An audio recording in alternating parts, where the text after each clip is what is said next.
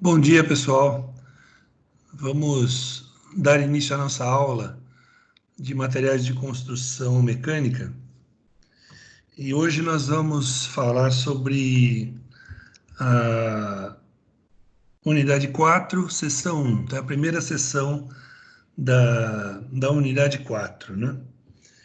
Então, nós vamos, depois de encerrar essa sessão, 4.1, vamos dar uma passada rápida na seção 4.2 e, por último, vamos conversar um pouquinho sobre o trabalho que vocês têm que entregar semana que vem, né? Então, vamos em frente, vamos falar sobre a seção 4.1, tá? Bom, se nós formos lá ao livro, pegarmos o livro,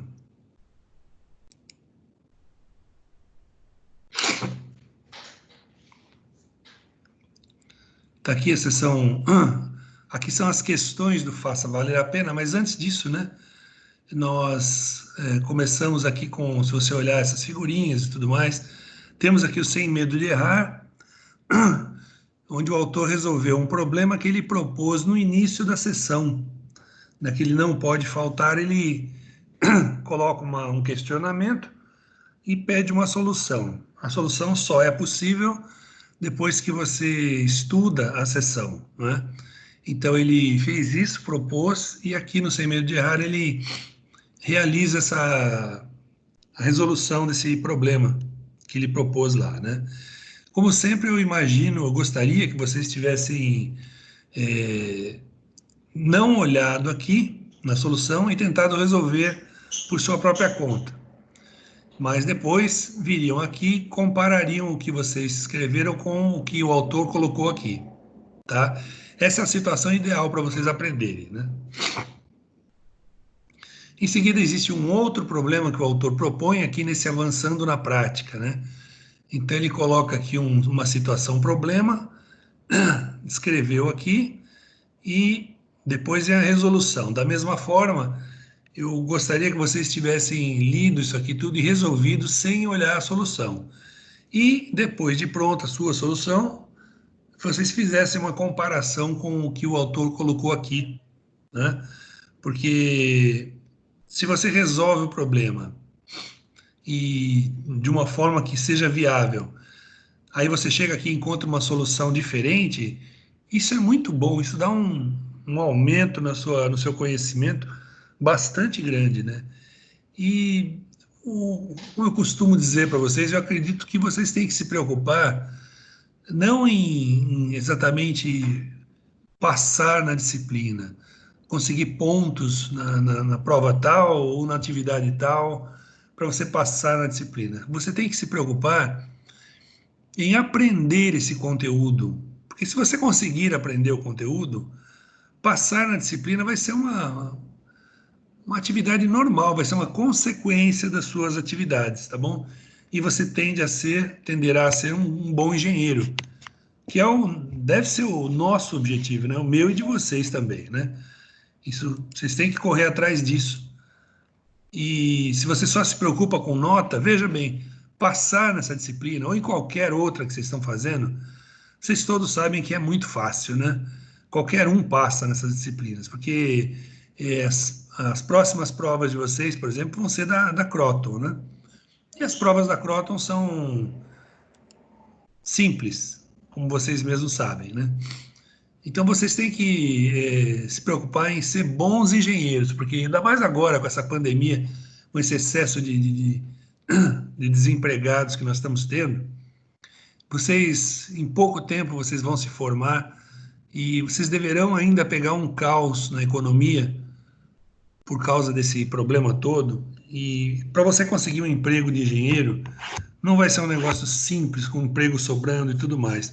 Então, se você demonstrar que você tem conhecimentos, fica muito mais fácil você conseguir o seu emprego. Se você não demonstrar isso, vai ser difícil, vai ser muito difícil. Bom, eu falo isso como engenheiro bastante experiente, né? Muito experiente, que já viveu muita coisa, muitas crises e tudo mais, e eu sei que conseguir um emprego não é um negócio tão simples assim.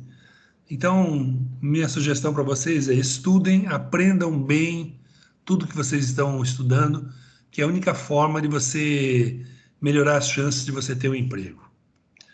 Então, voltando aqui no nosso livro, né? Então, temos a resolução da situação problema aqui, e em seguida nós temos o faça valer a pena, que são aquelas 3 questões que o autor coloca para nós tentarmos encontrar as respostas certas, né? E mostrarmos que nós sabemos alguma coisa sobre o conceito. Então vamos lá, vamos ver a primeira pergunta. O trabalho de conformação a quente normalmente é a primeira etapa na conformação de lingotes e produtos de lingotamento contínuo, já que o aumento da temperatura afeta diretamente as propriedades mecânicas do metal. Então agora vem uma frase em que o autor retirou 3 palavras e abaixo existem as alternativas, né? Com palavras que completariam isso aí. Nós vamos encontrar qual é a correta. Eu vou ler a frase como está aqui para nós pensarmos um pouquinho. Vamos lá. Além de promover alguma coisa da trabalhabilidade do material, o trabalho em temperaturas, alguma coisa também, favorece a difusão no metal. Aí vem uma outra, terceira palavra, a heterogeneidade química do lingote causada durante a segregação de solidificação. Bom, então nós temos aqui um conjunto de 5 possibilidades com palavras que podem completar aqui, né? Então vamos pensar o que seria aqui, né? O que poderia caber aqui, né? Então, na primeira palavra nós temos aqui aumento ou diminuição, né? Então nós podemos tentar pensar nisso, por exemplo, além de promover, talvez fosse o aumento da trabalhabilidade do metal, o trabalho em temperaturas elevadas, isso aumenta, o que aumenta a trabalhabilidade são as temperaturas elevadas, né? Favorece a difusão do metal, e aí o que? Aumentando ou reduzindo?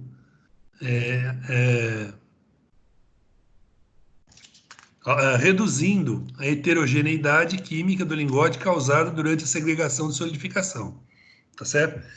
Essa seria uma possibilidade, uma forma de nós vermos, né? Mas se nós quisermos, nós também podemos fazer o seguinte, ó, vamos vir aqui no livro, como eu sempre digo a vocês, as respostas sempre estão no livro, né? Se vocês lerem com cuidado, vocês vão encontrar isso, né?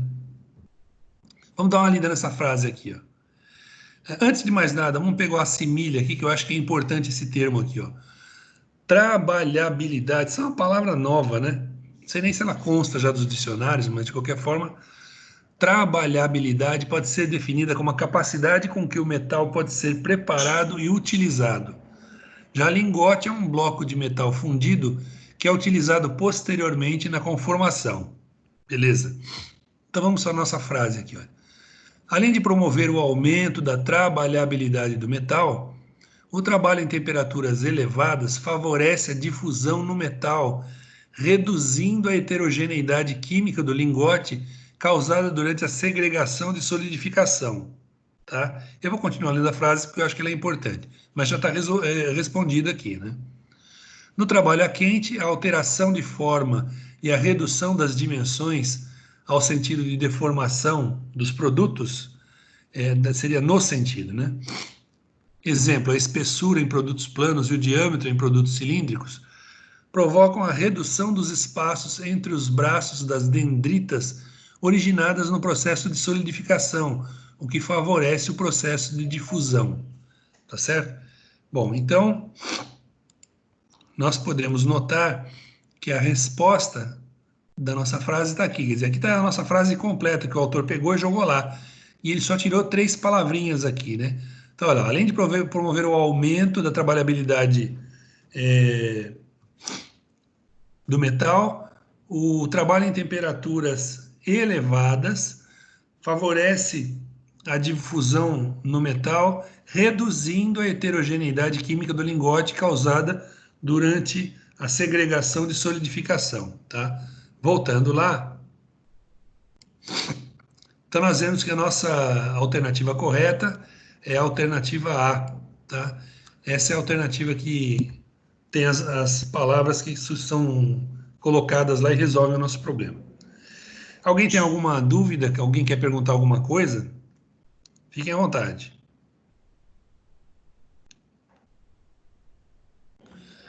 Bom, ninguém tem nada. Então vamos lá, vamos passar para a segunda questão.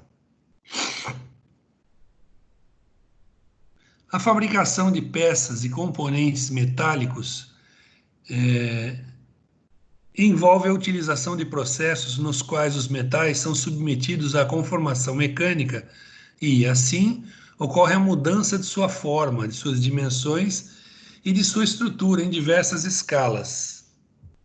Assinale as seguintes afirmações. Então, nós temos 3 afirmações. Nós vamos analisar quais delas são verdadeiras e aquelas que forem falsas, nós vamos tentar justificar porque são falsas. Esse é sempre o procedimento nesse tipo de questão, tá? Quando tem essas afirmações ou quando tem 5 alternativas simplesmente, em que as alternativas são as afirmações, né? Esse tem que ser o nosso procedimento sempre, né? Então vamos lá para a primeira afirmação. A temperatura na qual os processos de conformação são realizados é uma variável importante, assim como a taxa de deformação do material. Bom, eu acho que não é preciso consultar muita coisa para saber que isso é verdade, né? Então, tudo que está escrito aqui é verdade. Olha, a temperatura é importante, né? Assim como a taxa de deformação do material. Como nós estamos falando de conformação mecânica, obviamente esses 2 fatores são muito importantes, né? Como nós já vimos, a temperatura, quando aumenta, melhora a trabalhabilidade do material, não é isso? E a taxa de deformação aplicada também tem a ver com a conformação que você vai conseguir com o material. Então a primeira é verdadeira. Mas vamos dar uma olhadinha aqui. Vamos ver essa mesma frase onde nós estávamos aqui, ó. Deixa eu ver uma coisa aqui, ó.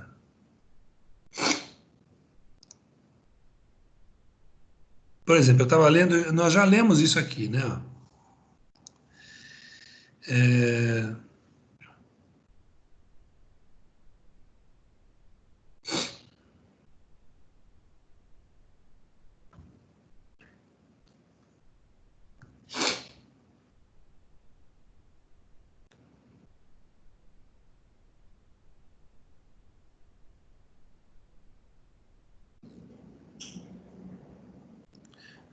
aqui como ele diz aqui, por exemplo, olha, que nós já lemos essa frase, mas o que eu quero falar? Além de promover o aumento da trabalhabilidade do metal, o trabalho em temperaturas elevadas favorece a difusão do metal. Então, a temperatura é um fator importante aqui, né?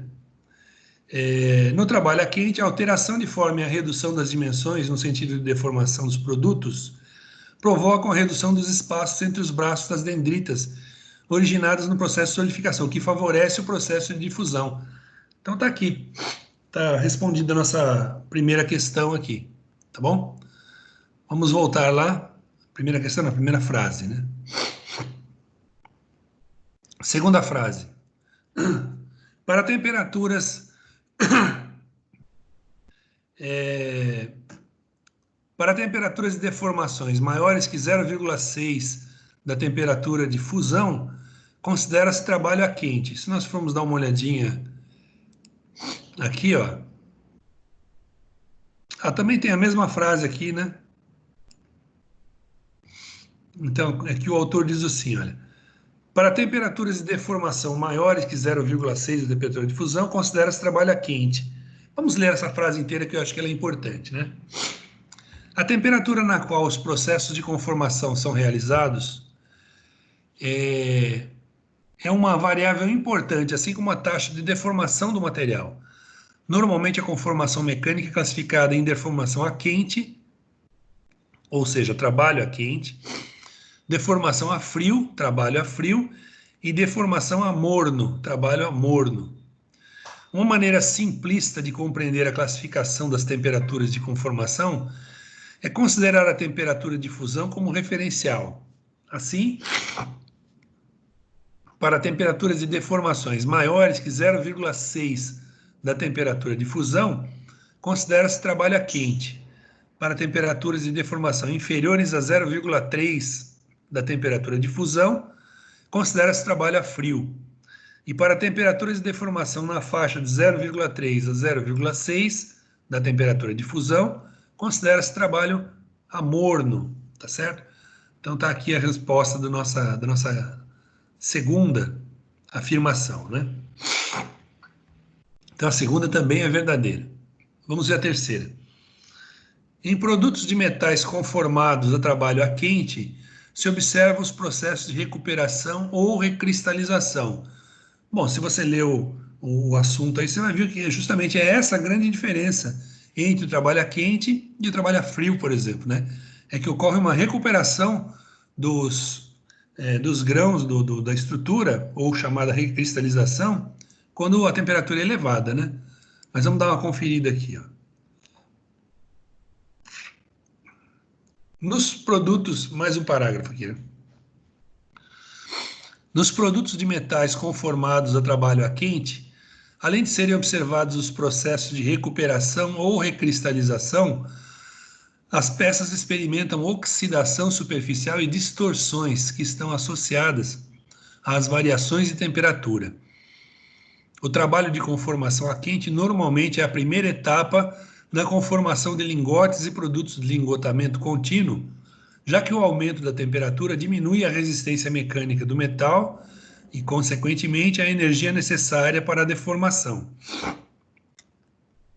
Dessa forma, os equipamentos de conformação a quente necessitam de menor potência, pois temperaturas elevadas aumentam a trabalhabilidade do metal.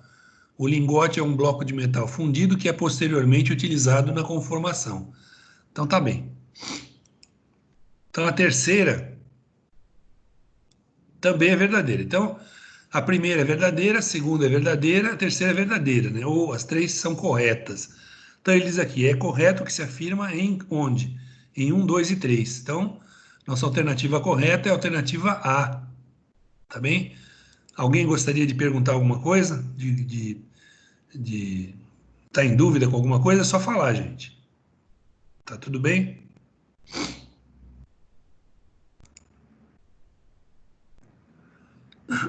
Então tá bom. Então vamos lá para nossa quinta, ou perdão, para nossa terceira questão.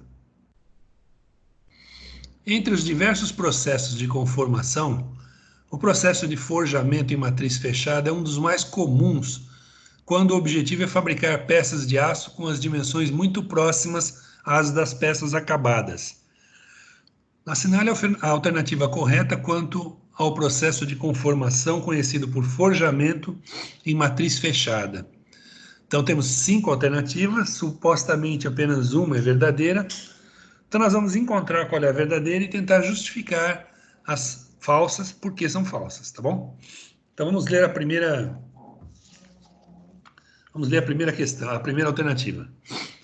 No forjamento em matriz fechada, o material é forçado a fluir através da deformação plástica para dentro de uma matriz com o formato da peça desejada, tá bom? Vamos ver se é isso mesmo aqui, né?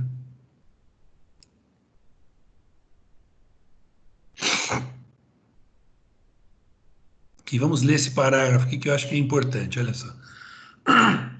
Entre os diversos processos de conformação, o processo de forjamento em matriz fechada é um dos mais comuns quando o objetivo é fabricar peças de aço com as dimensões muito próximas às das peças acabadas.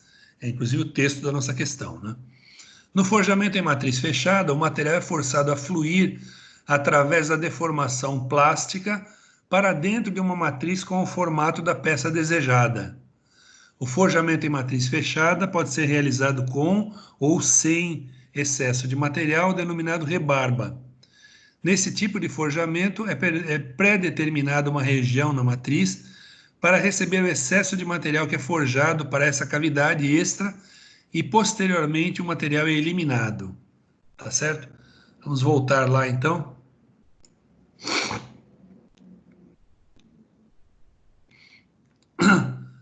Então, essa frase estava exatamente lá. Então, a alternativa A é correta, tá? Então, se a alternativa A é correta, as outras devem estar erradas. Vamos confirmar isso, né? Vamos ver a B. O forjamento em matriz fechada é realizado somente com o excesso de material denominado rebarba para garantir as dimensões da peça acabada.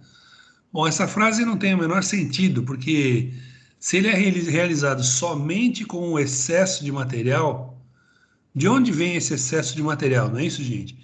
Bom, o excesso de material, que é a rebarba, ela vem do processo de forjamento.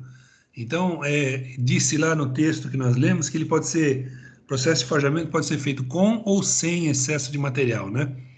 Na verdade, sem excesso de material, é somente num processo chamado forjamento de precisão, tá? Onde o material colocado vamos dizer assim, exatamente a quantidade necessária, mas é um processo extremamente caro, extremamente delicado para ser feito, porque é muito difícil você calcular exatamente o material que tem que ser feito e para preencher todos os detalhes da matriz.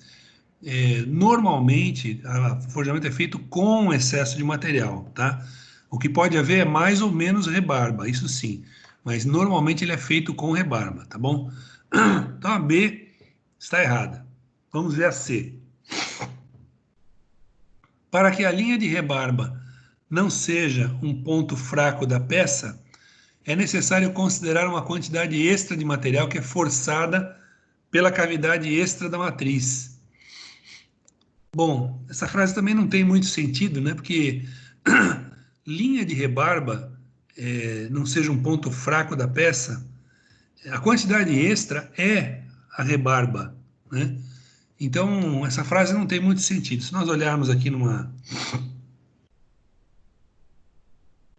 Olha aqui, a frase que estava aqui no livro é o seguinte, olha. Segundo Colpaert, para que a linha de rebarba não seja um ponto fraco da peça, é necessário considerar sua posição em relação às solicitações de trabalho da peça e a aplicação de medidas para melhorar a resistência à fadiga dessas regiões, como o controle da rugosidade, jateamento ou shot pinning, que na verdade significa jateamento também, tá bom? Então, olha só, aqui está correta essa frase. Para que a linha de rebarba não seja um ponto fraco da peça, é necessário considerar a posição onde vai a linha da rebarba, tá? E a sua posição também em relação às solicitações de trabalho da peça, tá bom? E também em relação à aplicação das medidas que melhorem a resistência à fadiga. Isso sim, mas não o que está escrito lá.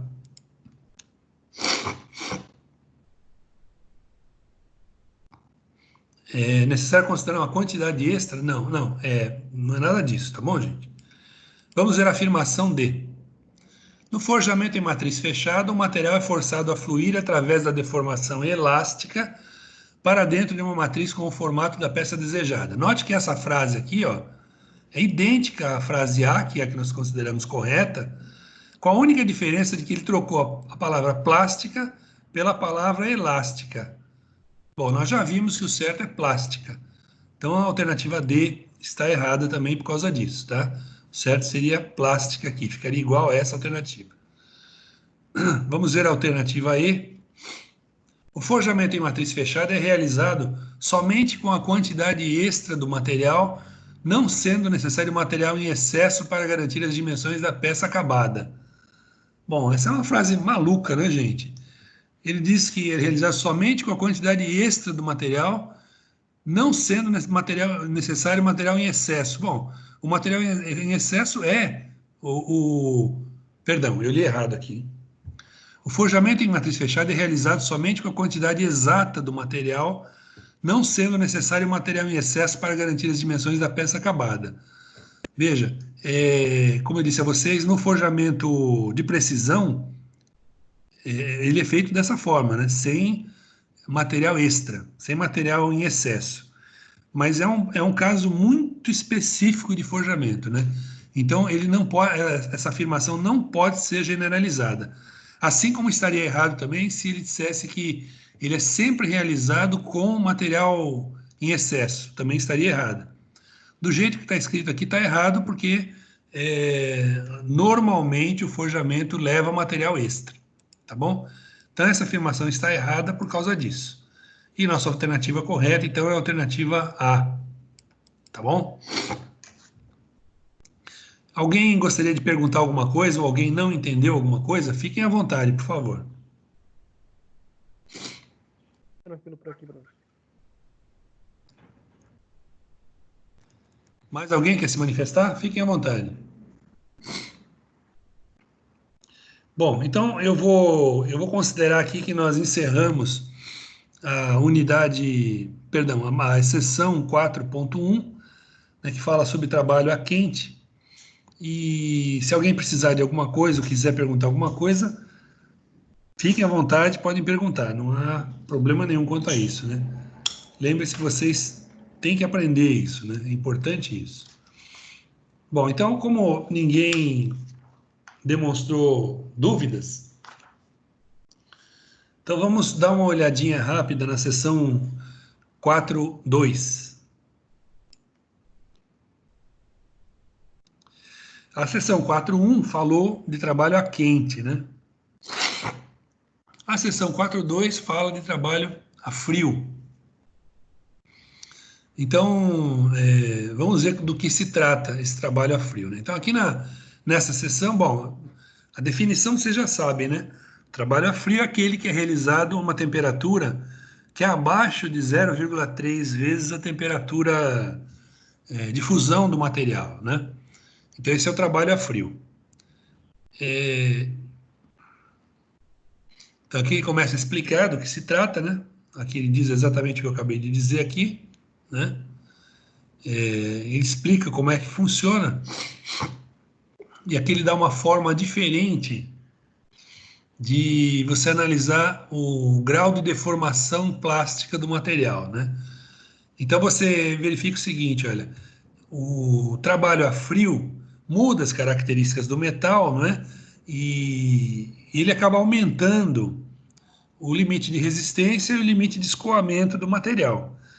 Então aqui você vê uma curva que mostra a variação do limite de escoamento dos materiais, temos 3 materiais aqui, em função do percentual do trabalho a frio, tá? Então note que realmente, quanto mais você trabalha a frio o material, maior o seu limite de escoamento. Então essa é uma forma que é utilizada para melhorar o limite de escoamento e da resistência também do material, né? Aqui o limite de resistência, né? Tá aqui. E aqui é a dutilidade. Note que, acho que eu já citei isso para vocês em outras ocasiões, né? Existem 4 grandezas do material que sempre caminham, de certa forma, juntas, né? São a resistência do material, ou a tração ao escoamento, tanto faz, né? A resistência, a dureza, a dutilidade e a tenacidade, tá certo? Então elas sempre caminham mais ou menos juntas. Da seguinte maneira, dureza e resistência andam realmente juntas. Quando uma sobe, a outra sobe também. E tenacidade e dutilidade também andam juntas. Quando uma sobe, a outra sobe. Só que o primeiro par anda ao contrário do segundo par. Ou seja, quando você aumenta a resistência, você diminui a dutilidade, tá? E vice-versa. Isso é o que nós estamos notando nesse gráfico aqui, ó. Tá certo? Então, quando você aumenta o percentual de trabalho a frio, ou seja, quando você anda para a direita nesse gráfico, e nesse aqui também, você vê que o limite de resistência aumenta, portanto, a dureza também está aumentando, embora ele não tenha mostrado gráficos, e da mesma forma a dutilidade cai, tá? E a tenacidade também cai.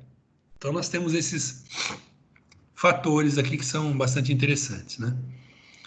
Aqui ele vai explicar interiormente no material o que acontece, né? Vai falar dos componentes, ferrita, perlita, martensita e tudo mais, o que acontece com os componentes, que é importante vocês saberem, que isso aqui é a base para você poder escolher um bom material na hora de você projetar uma peça, tá? Aqui ele fala do tratamento de recozimento, né? E qual é o efeito do recozimento sobre a dureza do material, né? Então aqui ele cita realmente um fato bem interessante desse gráfico, que é o seguinte: em temperaturas inferiores a 500 graus, a dureza não, a temperatura de 500 graus para o recozimento, tá? A dureza não é afetada, basicamente não é afetada, né? Bom, aqui ele mostra outros detalhes, né, que nós temos. Essa figurinha está bem ruinzinha, mas é a figura que nós temos para levar em conta aqui, né? Que ele fala de um processo que é utilizado, que é o EBSD, que é o difração de elétrons retroespalhados. Tá? Aqui ele dá a sugestão de você estudar isso daqui, né? O que é o EBSD, né? Aí ele fala também de um trabalho diferente aqui, que seria o trabalho morno, né? Aqui que seria de 0,3 a 0,6 a temperatura de fusão. E aí ele vem aqui para o sem medo de errar, que é a resolução daquele problema que ele propôs no começo da unidade não, da sessão, tá? Da mesma forma que eu sempre digo para vocês, seria interessante que chegando nesse ponto, você retomasse a questão lá em cima e tentasse resolvê-la sem olhar essa solução. Depois disso, você viria aqui, venha aqui, compare essa solução com o que você propôs, tá bom? E aí veja se você acertou, se você errou, e caso você tenha acertado, tente comparar com a solução do autor, ver se a sua é melhor que a dele. Lembre-se, felizmente para nós e para a sociedade como um todo, os problemas não têm solução única. Então existem várias formas para nós resolvermos os problemas. Essa que o autor está apresentando aqui é apenas uma. E você pode até tentar descobrir a sua forma, né? Depois nós temos o avançando na prática, onde ele dá um probleminha para um problema para você resolver sobre esse negócio de temperatura e tudo mais, falando de botijão de gás, né? E aqui ele resolve. E por último, nós temos então o faça valer a pena, que é a sequência de 3 questões, né? Na primeira, ele faz 3 afirmações e você vai ter que verificar quais delas são verdadeiras e quais são falsas, como sempre nós fazemos, né? Para aquelas que são falsas, você vai ter que dizer por que elas são falsas, tá bom? Na segunda questão, nós temos 5 afirmações e você vai ter que dizer qual delas é a verdadeira. E também, da mesma forma que no caso da anterior, supondo que uma esteja correta, as outras 4 são erradas e você vai ter que justificar por que ela está errada, né? E a terceira questão é parecida com a primeira que nós fizemos na sessão de hoje, em que o autor pega uma frase, retira 3 palavras, e aí você tem que tentar encontrar quais são as palavras que se encaixam ali para dar sentido naquela frase, tá bom? Parecido com aquela que nós fizemos hoje, a primeira da sessão 4.1, tá certo? Então isso é o que vocês têm que fazer, espero que vocês me entreguem isso a semana que vem. E lembrando, né, bom, antes disso, né, alguém quer perguntar alguma coisa sobre o que nós vimos agora da sessão 4.2? Tudo bem para todo mundo aqui? Tudo bem, professor? Tudo bem, professor? Beleza, Guilherme? Tudo bem. Tudo bem. Ótimo. Então, vamos fazer o seguinte, vamos falar um pouquinho sobre o trabalho de vocês, né? Como vocês sabem, a entrega do trabalho deve ser a semana que vem. Então, vocês têm até a quinta-feira, né, para me entregar. Na quinta-feira eu aceito o trabalho. Bom, na sexta também eu vou aceitar, né? Se você olhar as regras, eu posso aceitar na sexta, no sábado, domingo, segunda, não tem problema, né? Mas a partir daí, a partir da sexta já há redução na nota do seu trabalho, tá bom? Então, prestem bem atenção, vejam como está a sugestão, né? Aquele que está gerenciando o trabalho no grupo de vocês, né? Quando terminar de preparar o trabalho, antes de mandá-lo para mim, mande para o resto do grupo, peça que todo mundo leia e veja se todo mundo concorda com o que está escrito lá.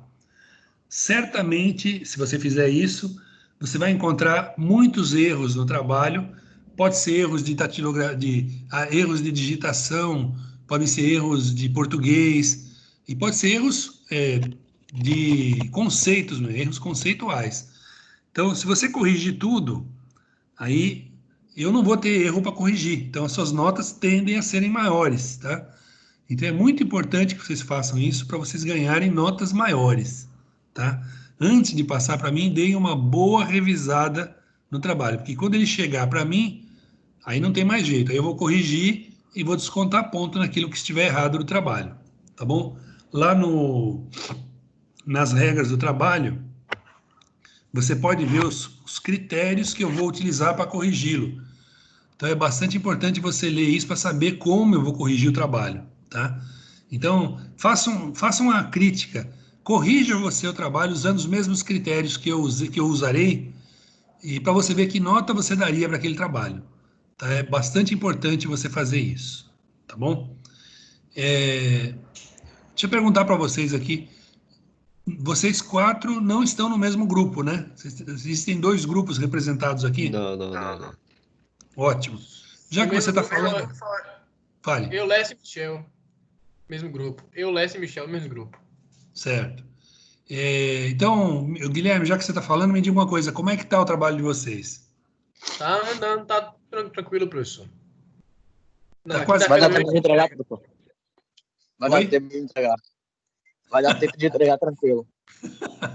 Ótimo. Isso é muito bom. Mas vocês já deveriam ter entregue, né? Eu acho que vocês têm que sempre se programar para fazer as coisas para terminar antes, porque se acontece alguma coisa errada no meio do caminho aí, e vocês não têm tempo de terminar, aí vocês ficam capenga, né? Mas tudo bem, vocês estão dizendo que está tudo certo, eu vou acreditar em vocês. Lucas, você que não é do mesmo grupo, me diga, Lucas, como é que estão as coisas aí no seu grupo? Tá indo bem, professor. A gente já desenvolveu tópicos como, no caso, nosso tema é amortecedores, a gente já fez contexto histórico, manutenção de amortecedores.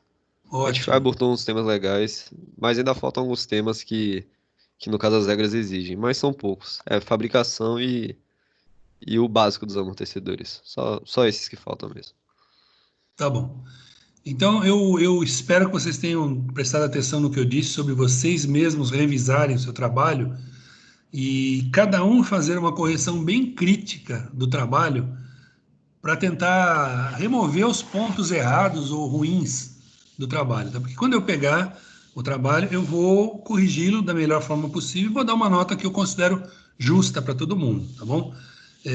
Obviamente, normalmente os alunos não gostam dessa nota, porque eu desconto mais do que a pessoa acha que deveria e tal, mas é porque eles não foram a fundo na verificação do trabalho, tá?